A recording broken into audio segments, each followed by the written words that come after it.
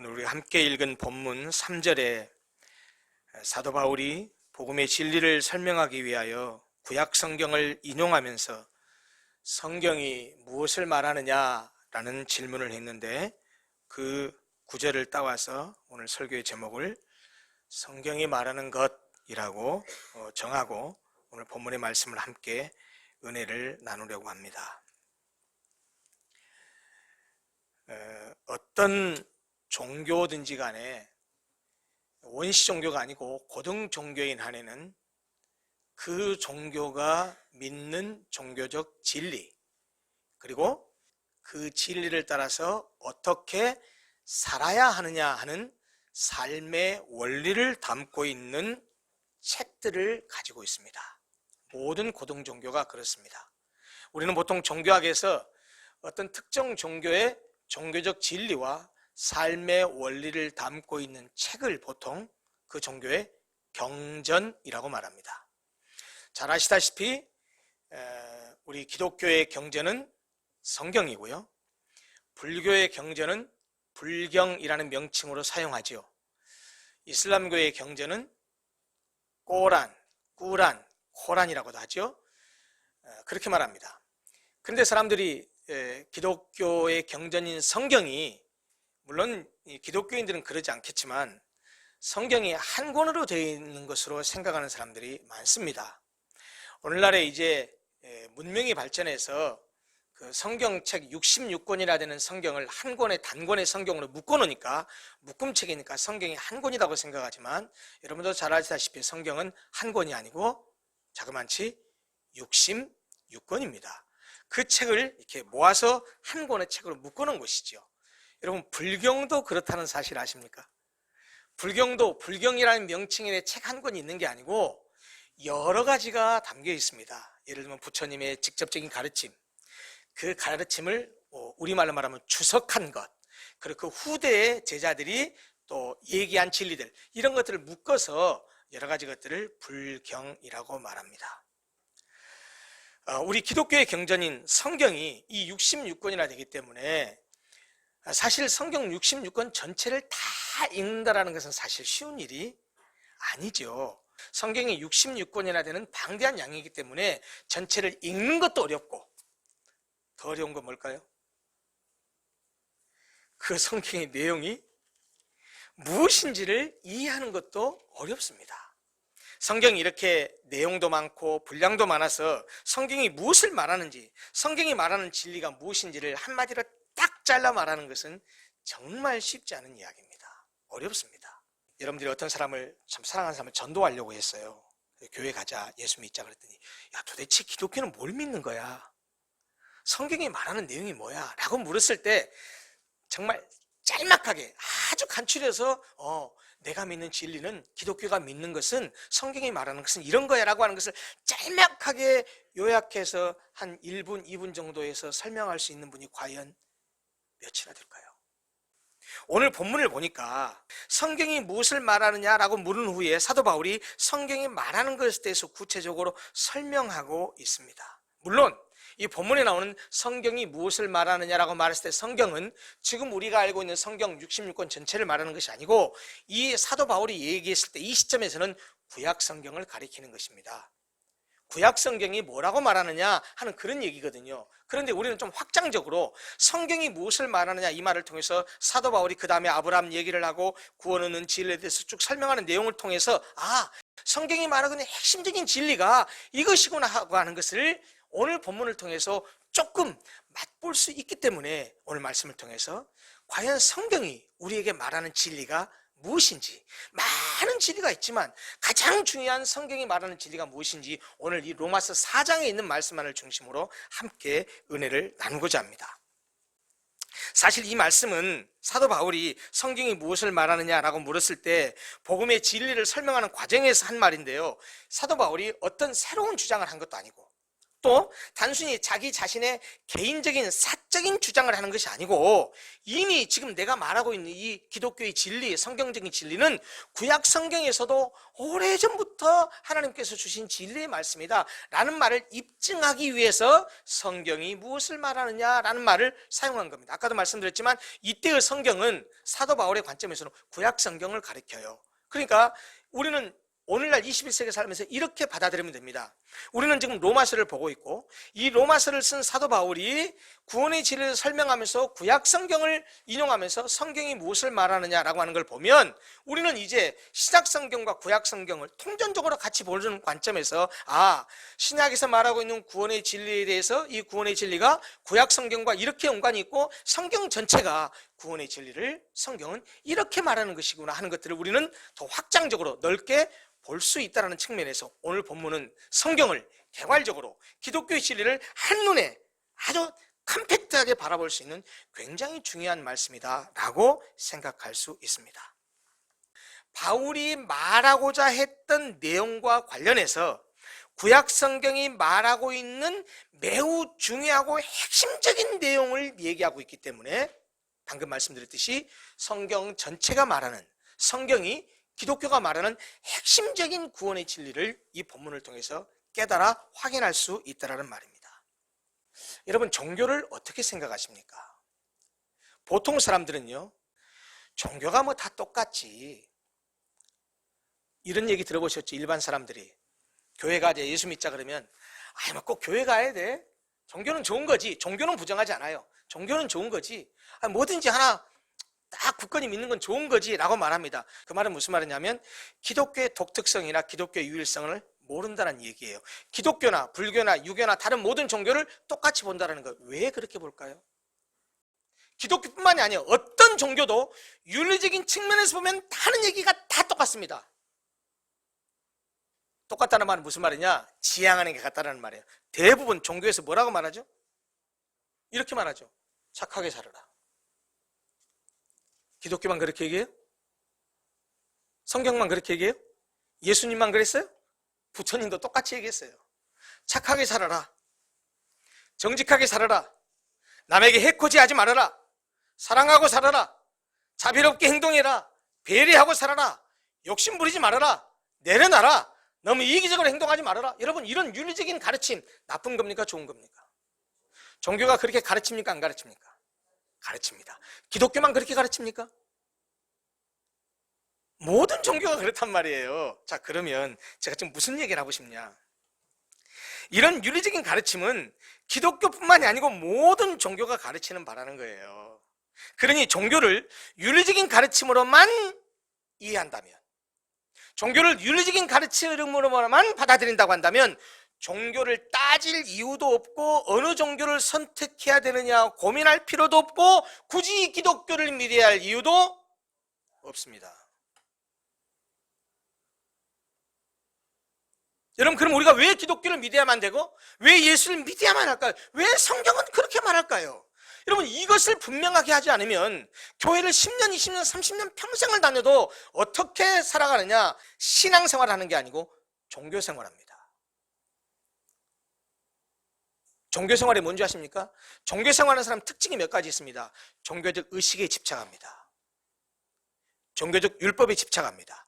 그리고 그 종교적 의식과 율법을 행하는 것으로 자기가 종교인이라는 사실을 증명하는 것으로 착각합니다. 예컨대 오늘 여러분들 지금 주일날 예배 드리러 왔습니다. 예배 자리에 온 것으로 어떻게 생각을? 나는 기독교인이야. 나는 하나님 백성이야. 나 예수 믿는가? 이렇게 착각한단 말이에요. 여러분, 여기서 잘못 오해하면 안 됩니다. 교회 오지 말라는 얘기가 아니에요. 당연히 하나님 백성이 와서 예배드려야지. 그런데 문제는 뭐냐면 내가 예배 자리에 온 것으로, 내가 밥 먹을 때 식사기도 하는 것으로, 내가 기도하는 것으로, 그것으로 내가 기독교를 믿고 있다, 하나님 믿고 있다고 착각하고 있다는 얘기예요. 그러면서 자꾸 어떤 종교적인 어떤 율법이나 종교적인 의식에 집착하게 돼요. 그리고 그것을 안 하게 되면 양심의 가책을 느낍니다. 여러분, 신앙이라고 하는 것은 어떤 의식이나 종교적인 그 형식으로 드러나는 것이 아니란 말이에요. 여러분이 예수 왜 믿습니까? 누가 만약 저에게 당신은 그러면 왜 기독교를 믿고 당신은 왜 예수를 믿습니까? 물으면 저는 이렇게 대답합니다. 예, 예수가 진리이기 때문입니다. 성경이 진리이기 때문입니다. 예수가 유일한 진리요, 예수가 참된 진리이기 때문에 예수를 믿는 것이고, 그렇기 때문에 예수가 말씀하신 것이 진리이기 때문에 그것을 목숨처럼 지키려고 하는 것이지요. 여러분, 결국은 신앙이라고 하는 것은요, 내가 어떤 종교적인 행위를 하는 데 있는 것이 아니에요. 가장 중요한 것은 그 종교가 믿는 종교적 진리를 분명하게 알아야 됩니다. 진리를 받아들였다는 말은 뭘 전제하죠? 기독교를 받아들였다, 기독교를 믿는다는 걸 뭘 전제합니까? 이렇게 착각하지 마시라는 거예요. 내가 기독교를 믿는다는 말은 일주일에 한 번씩 공적인 예배 가서 예배드리고 11조하고 헌금하고 뭐하고 이런 종교적인 행위를 하는 것으로 착각하지 말라는 거예요.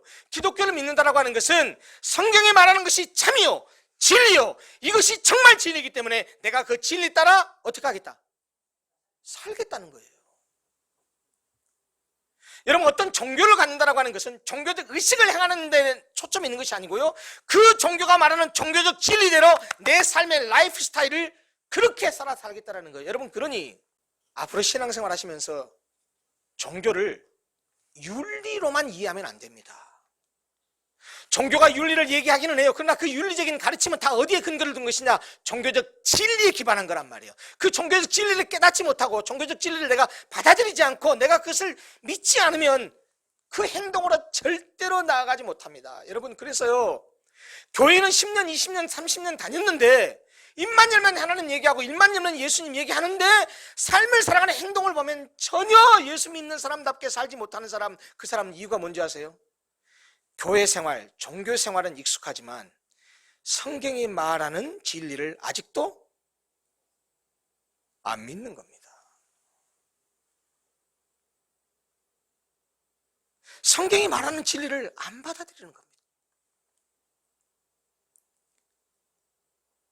진리와 상관없이 교회 생활에 익숙하게 되면 교회에서는 잔뼈가 굵어가지고요, 교회에서 어떻게 하면 믿음 있는 것으로 인정받는지, 교회에서 어떻게 하면 내가 행색을 할 수 있는지 다 잘 알아요. 왜? 교회 5년, 10년, 20년 다녀보십시오. 사람이 바보입니까? 경험이 쌓이면 노하우도 생기죠. 그러나 성경이 말하는 참된 그리스도인의 모습, 성경이 말하는 진짜 그리스도인을 살아가는 모습과는 거리가 멀게 된다는 것이죠. 우리가 읽는 본문을 보니까 아브라함이라는 사람이 등장했잖아요. 본문이 뭐라고 말했냐면 처음 이렇게 시작해요. 그런즉 육신으로 우리 조상인 아브라함이 무엇을 얻었다 하리요?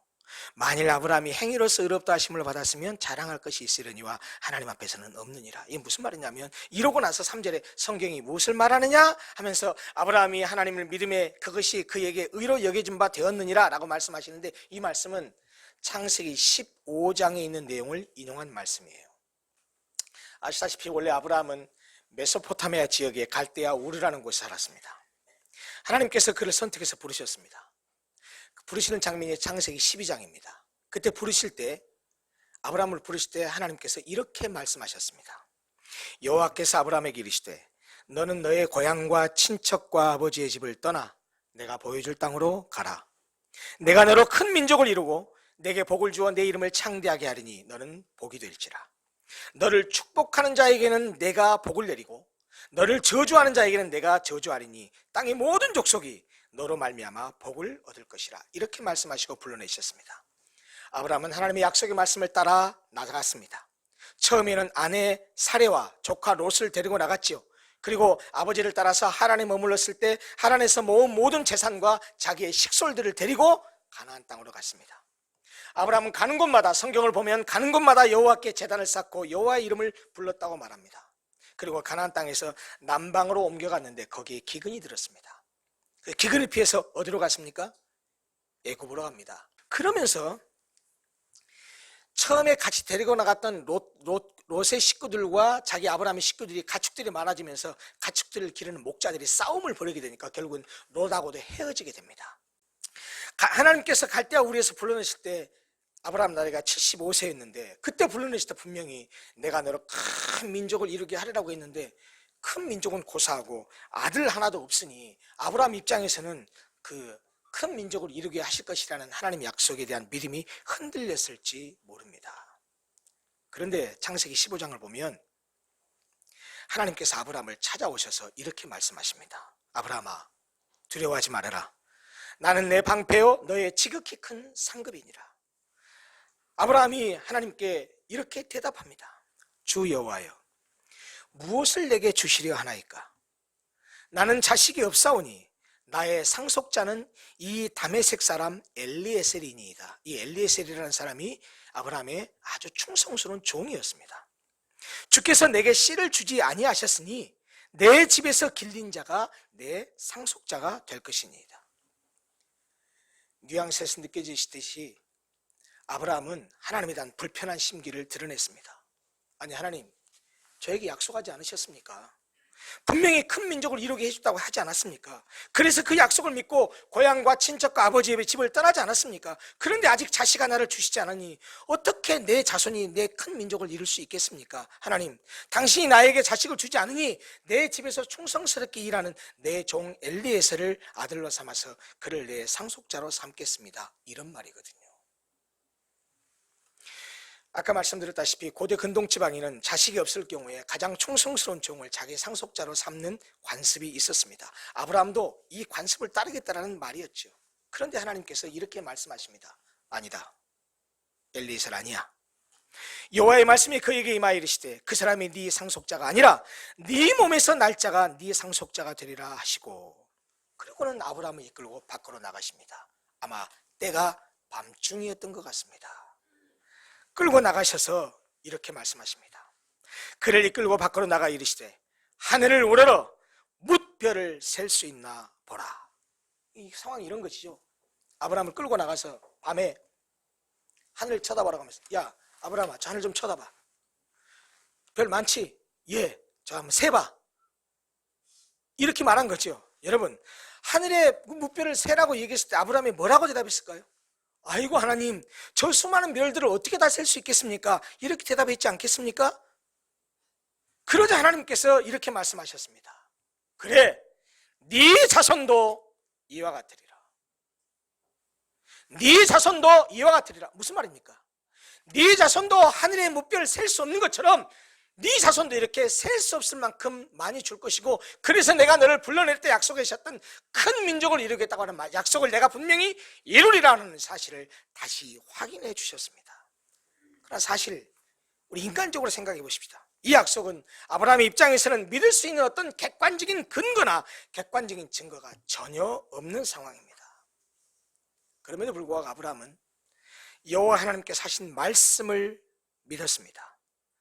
하나님이 하신 말씀을 믿었다는 말은 그를 믿었다는 말입니다.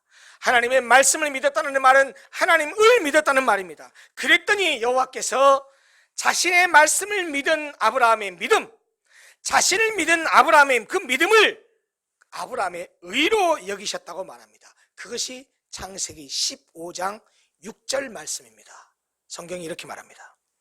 아브라함이 여호와를 믿으니 여호와께서 이를 무엇을요? 믿는 것을, 하나님의 말씀을 믿는 그 믿음을 보시고 그의 의로 여기셨다라고 말합니다.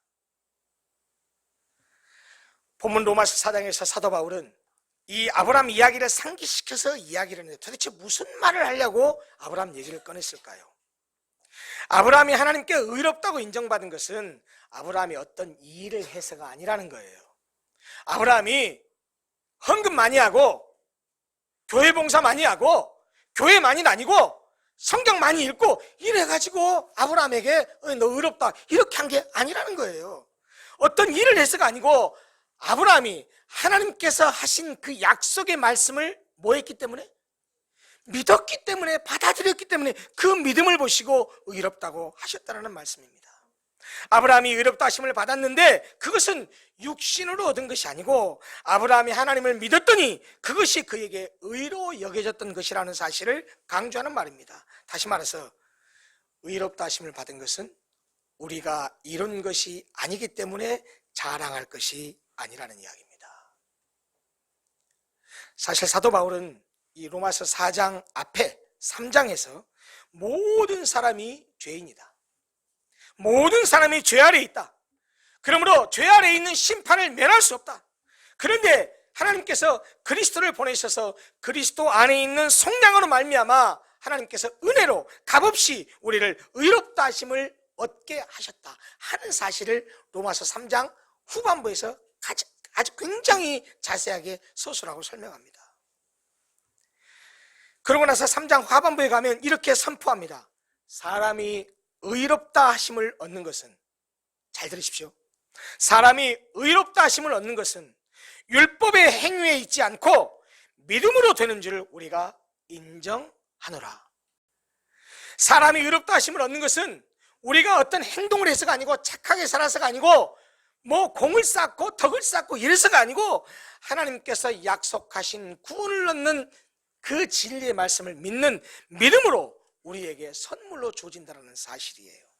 바로 아브라함이 믿음으로 의롭다 하심을 얻은 표본이요, 샘플이기 때문에 아브라함이 어떻게 해서 구원을 얻었느냐, 성경이 뭐라고 말하느냐 하는 구약 성경 얘기를 사도 바울이 끄집어낸 것이죠. 여러분, 오늘날 우리에게도 마찬가지입니다.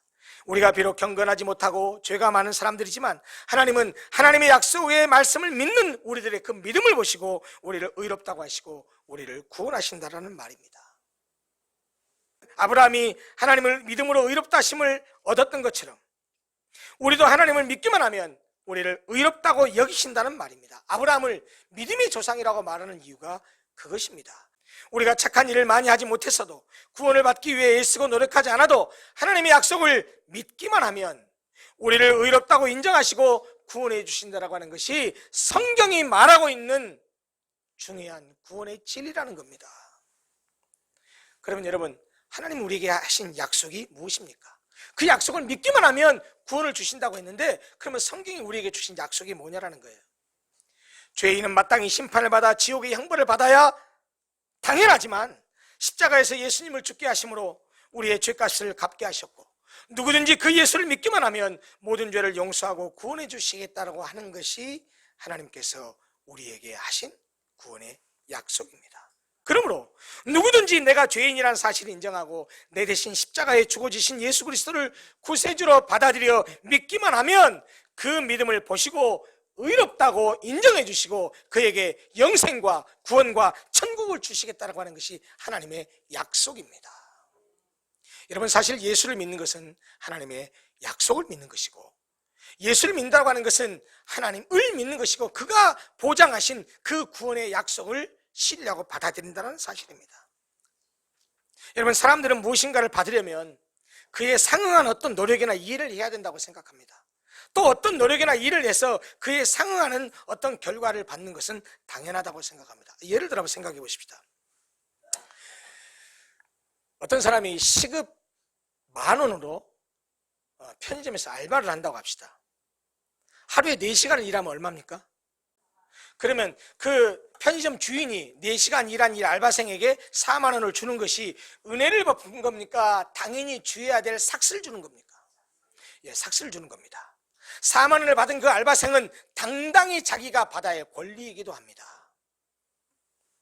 수업 시간마다 결석하지 않고 교수님 강의를 잘 듣고 레포트도 잘 내고 시험도 잘 봤어요. 정말 성실하게 수업에 참여했어요. 중간고사도 기말고사도 잘 봤어요. 그래가지고 성적을 A+ 받았어요. 그뿐만 아니고 모든 과목들을 다 그렇게 잘해가지고 나중에 학기말 때 보니까 평점 평균이 4.5 만점에 4.48 나왔어요. 그래서 수석을 해가지고 장학금을 받았어요. 박수 받을 만하죠? 예, 그것은 당연히 받을 몫입니다. 잘했다고 칭찬할 수 있습니다. 그런데 만약 어떤 사람이 아무런 일도 하지 않았는데 그것도 열심히 일을 한 사람도 받지 못할 정도로 그런 큰 것을 공짜로 선물로 받았다면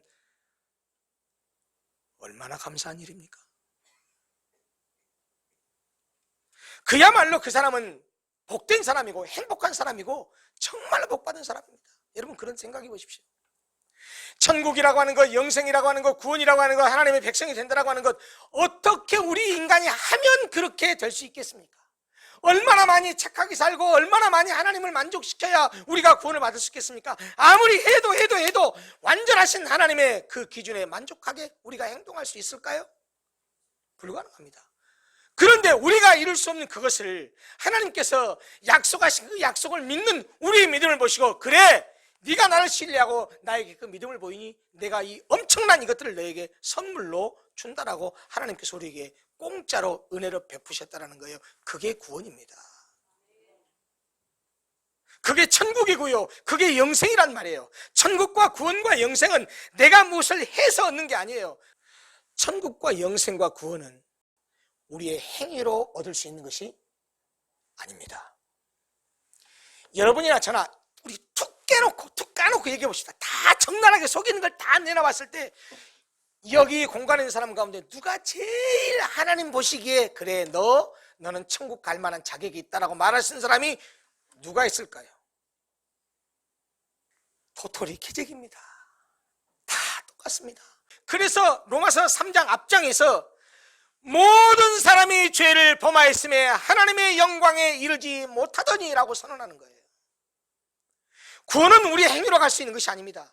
구원은 우리의 행위로 받을 수 있는 것이 아닙니다. 천국은 우리의 어떤 육신적인 어떤 곳으로 갈 수 있는 것이 아닙니다. 그건 오로지 하나님께서 주신 은혜의 선물로 우리가 그냥 받는 겁니다. 모든 사람에게 주어지는 것이 아니고 그 하나님의 약속의 말씀을 믿는 자에게 주시는 거예요. 그래요. 여러분이나 제가 하나님께 칭찬받을 수 있는 거라고 한다면 그 하나님의 약속의 말씀을 믿은 것, 그건 칭찬받을 만할지 몰라요. 그러나 우리가 믿고 보니까 그것조차도 뭐예요? 내가 믿고 싶어서 믿은 것이 아니고 그것조차도 하나님의 은혜였잖아요. 그러기에 우리가 구원받은 것은 어떤 것도 자랑할 수가 없는 거예요. 구원에 대해서는 자랑할 것은 없고 오직 한 가지밖에 없어요. 뭡니까? 감사합니다. 하나님 감사합니다. 이 수많은 사람 가운데 나를 선택해 주시고 이 수많은 인류 가운데 나를 지명해서 너 내 아들이다 내 딸이다라고 구원해 주셔서 하나님 자녀 삼아주시 감사합니다. 나 같은 더러운 사람, 나같이 죄 많은 사람, 우리 다 그런 사람들이에요. 그런데 하나님은 그런 죄인임에도 불구하고 하나님께서 우리에게 우리의 그런 죄인 것을 인정하고 하나님 주님이 나를 위해서 십자가에 못 박혀 죽으셔서 나를 구원해 주시 감사합니다. 나를 하나님 잠시 삼아주시니 감사합니다. 하나님 나에게 약속하신 그 약속의 말씀을 내가 믿고 받아들입니다. 그 약속을 믿고 받아들였을 때 하나님 우리에게 그냥 공짜로 은혜로 선물을 주신 것이 우리의 구원의 은혜라는 것이지요. 이래서 뭘 받았다고 한다면 자랑할 만한 것이 있을지 몰라도요, 우리가 구원이라고 하는 공짜로 선물을 받았단 말이에요. 그러니까 감사밖에 없어요. 무엇을 해서가 아니라 아무것도 하지 않았음에도 죄를 용서받는다고 한다면 얼마나 행복한 일입니까? 그래서 오늘 본문 마지막 부분에 인용한 말씀도 시편에 있는 다윗의 시를 인용한 거예요. 시편 32편에 다윗이 이렇게 노래했습니다. 허물의 사함을 받고 자신의 죄가 가려진 자는 복이 있도다. 마음에 간사함이 없고 여호와께 정죄를 당하지 아니하는 자는 복이 있도다. 내가 예를 들어서 누구한테 정말 죽을 죄를 지었는데 그 사람이 나를 용서해 줬어요. 허물의 사함을 받고 내 죄가 가려졌어요. 정말 죄가 많은데 죄가 없다고 가려버렸어요. 얼마나 이 사람 복된 사람입니까? 그 사람들이 누구예요? 그 사람이 누구예요? 우리란 말이에요. 우리가 바로 하나님 앞에 그 엄청난 허물과 죄가 가려지고 사해지고 용서받았단 말이에요. 뭐 때문에?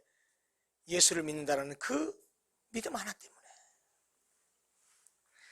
하나님께서 잘못을 용서해 주시고 죄를 덮어주신 사람은 복이 있다 이 말입니다. 주께서 죄가 없다고 인정해 주는 사람은 복이 있다 이 말입니다. 사랑하는 성도 여러분, 인간은 죄의 문제를 해결 못해요. 우리가 죄를 회개하고 다시는 짓지 말아야지 다짐하고 이럴 수는 있죠. 그러나 이미 지어버린 죄는요 어떻게 해결을 못해요. 어떤 방법과 노력으로도 갚을 수가 없어요. 그러기에 죄로 인해서 멸망의 구렁텅이에 내몰릴 수밖에 없는 것이 우리 인간이에요. 이런 인간의 실존을 생각해보면 우리 인간은 참 불행하고 불쌍한 존재입니다.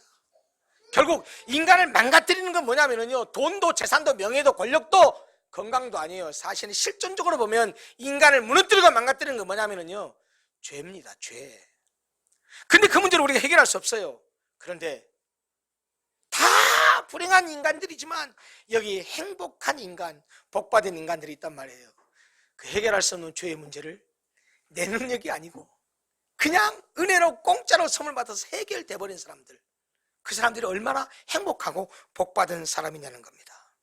아무런 노력이나 일하는 것이 없이 그 불법의 사심을 받고 그 죄를 가리심을 받는 자가 바로 복 있는 사람, 행복한 사람입니다. 어떤 것으로도 우리가 죄를 해결할 수 없는데 그 죄를 예수님이 대신 해결해 주시고 하나님 우리의 그 예수를 믿기만 하면 우리의 모든 죄값을 갚아주시고 우리를 구원해 주신다고 약속하셨고 그걸 받아들이기만 하는 거예요. 그 약속을 믿으면 어떻게 된다? 그 약속을 믿는 믿음으로 그에게 구원이 이루어진다라고 하는 것이 성경이 말하고 있는 거란 말이에요. 여러분, 성경이 말하는 건 아주 단순합니다. 죄 문제 인간이 해결할 수 있다 없다? 없다. 누가 해결했다? 예수님이 대신 해결했다. 내가 대신해 너에게 구원의 길을 열었으니 구원의 길을 열은 그 길을 올라타기만 해라. 나는 어렸을 때 불렀던 그 찬송이 지금도 기억나는 게 나는 구원 열차 올라타고서 하늘 날아갑니다. 빵빵 죄악력 벗어나 달려가다가 다시 내리지 않죠. 잡혀 필요 없어요. 주님 선장 되시니 나는 염려 없어요. 나는 구원 열차 올라타고서 하늘 날아갑니다. 그 구원 열차에 올라타기만 하면 운전하는 분도 하나님이요, 종착역인 하나님, 하늘나라까지 인도하시는 분도 하나님이란 말이에요. 그 구원 열차는 뭘 올라타느냐? 돈 가지고 올라타는 게 아니란 말이에요. 인간의 행위로 올라타는 게 아니란 말이에요. 뭘로 올라타요? 믿음으로 올라타는 거. 믿음으로 올라타기만 하면 우리를 영원한 천국으로 인도해 간다고 성경이 말합니다. 여러분, 이것이 성경이 말하는 가장 핵심적인 거란 말이에요. 여러분, 그러므로 신앙생활 하시면서 다른 건 몰라도 이것 붙들어야 됩니다. 그래, 나는 연약하고 부족해. 내가 죄인이가 맞아. 그럼에도 불구하고 우리가 하나님 앞에 나올 수 있는 건 뭐 때문이에요? 나를 위해서 십자가에 못 박혀 죽어주신 그 예수님. 여러분, 절대로 죄인은 하나님 앞에 나올 수 없어요. 죄 때문에요. 그러나 우리가 하나님 앞에 나올 수 있는 것은 우리를 위해서 십자가에 피를 내신 그 예수의 피를 힘입어서 가는 것이고 그 예수의 피를 통과해야만 주님 앞에 나아갈 수 있는 거예요. 성경이 말하는 가장 핵심적인 것이 그거예요. 여러분, 이거 모르고 이거 믿지 않으면 말짱 꽝입니다. 아무리 교회를 오래 다니고 교회에다 아무리 많은 헌금을 갖다 바치고 교회에다 아무리 많은 봉사를 해도 이 구원의 진리를 만약에 믿지 않고 놓치고 있고 내가 생각하지 않고 있다고 한다면 아무 의미가 없다라는 거예요. 사랑하는 성도 여러분, 성경이 말하는 것이 무엇입니까? 아브라함이 어떻게 해서 의롭다 하심을 받았습니까? 행동은 구원을 얻은 사람의 그 다음의 문제예요. 우리가 구원의 반열에 들어가는 것은 믿음입니다. 그 믿음을 가지게 되면 그 믿음 따라 이제 우리의 남은 삶을 어떻게 하려고 해요? 그 믿음으로 뭐 하려고 하겠어요? 살아가려고 하겠죠. 그래서 신앙은 삶이 될 수밖에 없는 거예요. 그래서 신앙은 우리 일상 속에서 겪을 수밖에 없는 거예요. 예배 시간에 와서 주일날 예배드리고 은혜 받고 성경 공부하고 기도하고 다시 삶의 현장으로 가면 그 말씀대로 살아가는 것이 우리의 믿음이 되어야 한다는 말입니다.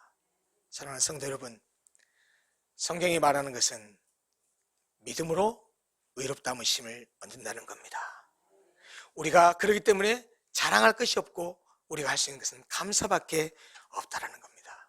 우리에게 이 놀라운 구원을 주신 하나님 은혜에 감사하면서 무더위가 계속되지만 그 구원의 은혜에 감사하면서 하나님을 찬송하고 어떻게 하면 내가 그 하나님의 은혜에 보답하고 살아갈까라고 생각하면서 그렇게 믿음의 행보를 살아가는 사랑하는 모든 성도들이 됐으면 좋겠습니다. 기도하겠습니다.